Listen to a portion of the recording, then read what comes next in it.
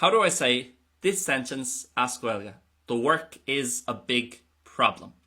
Firstly, I need to know what type of a sentence I'm dealing with. It's going to be a copula sentence because I've got the verb to be, but a noun somewhere afterwards. The work is a big problem. It's the same as I am a man, we are a group. I can't use tá mé or tá sé in this case.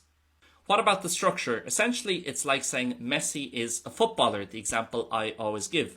We're saying he is this, she is this, but we're also naming the person at the start. We're naming who it is, it's Messi. So all we do for that is say, he is a footballer, is pelador é, and then we tag on Messi at the end, is pelador é Messi.